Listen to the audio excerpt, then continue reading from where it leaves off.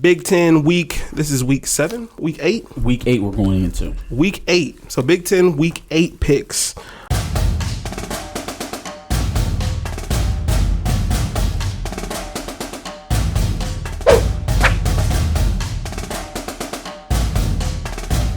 So this has been a bye week for Penn State, Michigan, and Ohio State. They come back and all play, I would say, a warm-up game for at least a couple of them. So Penn State plays Illinois.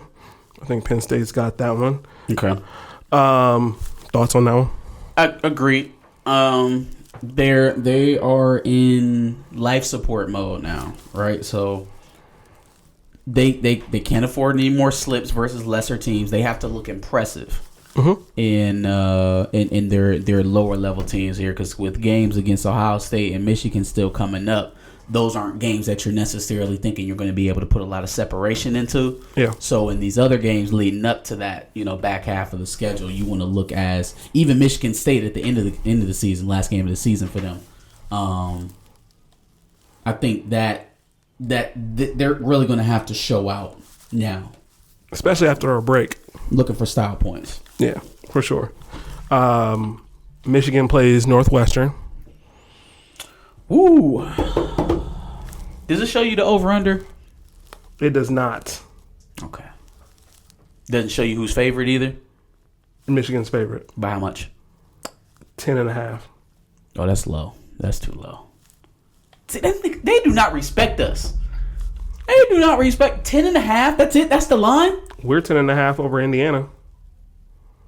Okay. Well, I guarantee you we will win that game more than 10.5 points. I would agree. Shit, man. No respect. I would agree. And then OSU plays Indiana. I definitely think that that'll probably be the game of the week. Unfortunately, Indiana doesn't have a competent thrower of the football.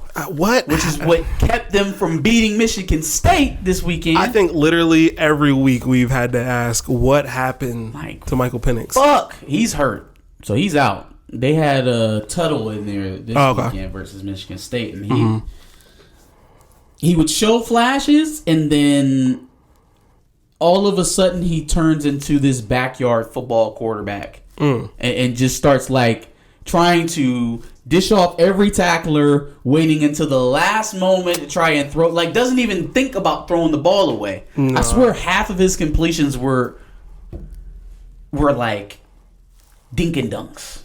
And then when they would get a big play, all of a sudden, here you go taking a sack. Here you go taking a negative play. False start or fumbling a snap or something. Yikes. It's like they don't. Come on, man. Michael Penix has been there for 3 years now, right? So I'm presuming that there was somebody behind him all those times. What's been going on with Tuttle? What he been doing? Because it seems like he been doodling on the dry erase board. Wow, sure. You know what I'm saying? He should have been preparing like the starter. No. Jesus, none Indiana, of that, man. It is coming off the rails over there. I didn't even know. I thought Freifogel was hurt yesterday. That's how little they called his name. Yikes. Wisconsin versus Purdue. Wisconsin versus Purdue. Okay, so this should be a good matchup because Purdue is, if I'm not mistaken, they're 2-1 in the West.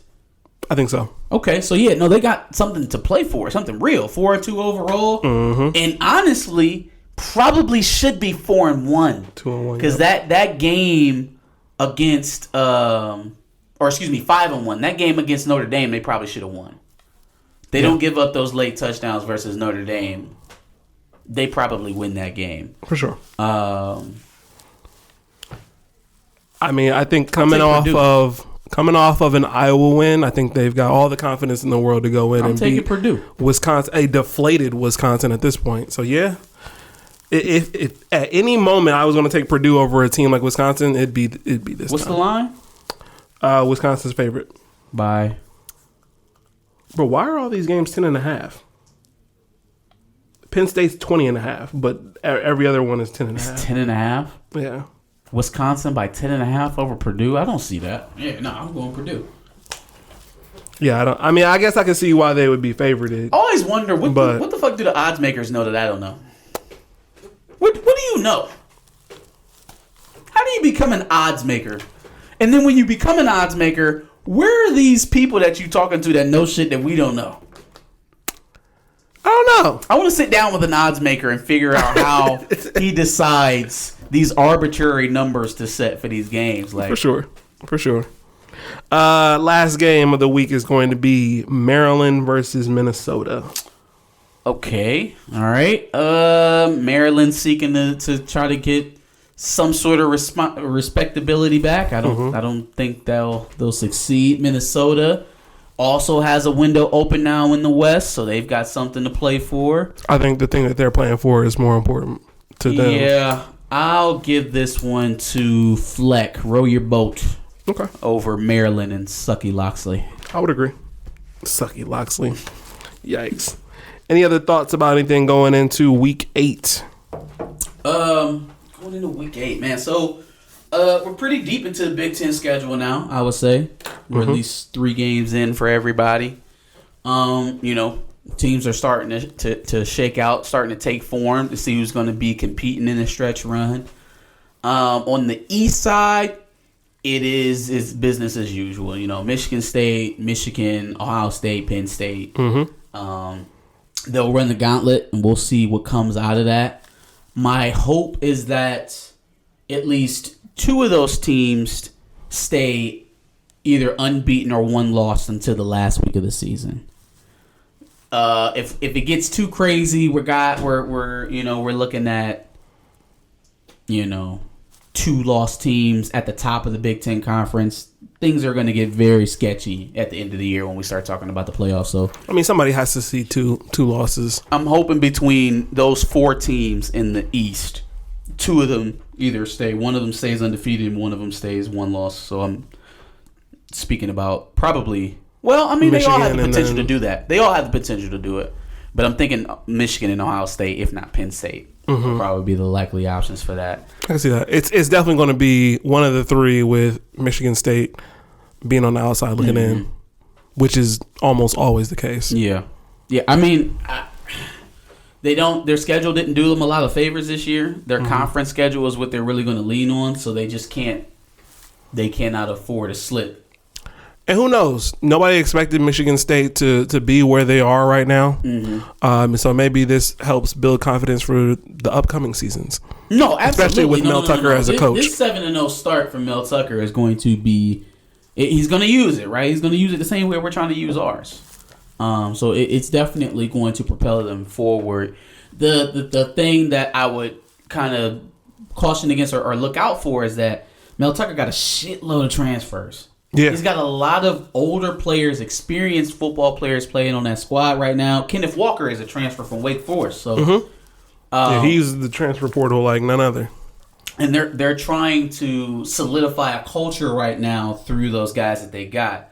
How well does your culture bleed into the young guys, right? How are you ingraining it into the guys that are going to be here for 2 or 3 years to kind of perpetuate the way that you do things?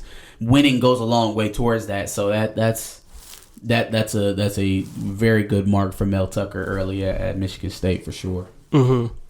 I think a coach like Mel Tucker, being a second year coach, has to use the transfer portal because a lot of the recruits that he's supposed to be getting would go to Big Blue or Ohio State other places in their footprint. And then it is what it is. You got to field a team, right? So between that and all the super seniors that you got from the COVID year,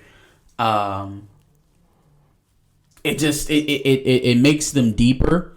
And it kind of artificially inflates their talent because behind that, the recruited talent is still, mid 4-star, high 3-star talent. But they've got a lot of guys from elsewhere. And so they can help speed up their recruiting process by, competing at a high level this year. For sure. So, for sure. Be looking out for Michigan State. Be looking out for Penn State. Obviously, Michigan and Ohio State. It's going to be a crazy 6 weeks. It's going to be an insane 6 weeks. So yes. But a fun 6 weeks, nonetheless. For sure. So we'll see. Hey. Where y'all going? Where y'all going? Thanks for watching another Back of the Bus Squad episode. Make sure you like, comment, subscribe. Want to check out another episode related to this, go ahead and click that video to the left. And if you want to catch up on some of our other episodes, make sure you click the playlist below.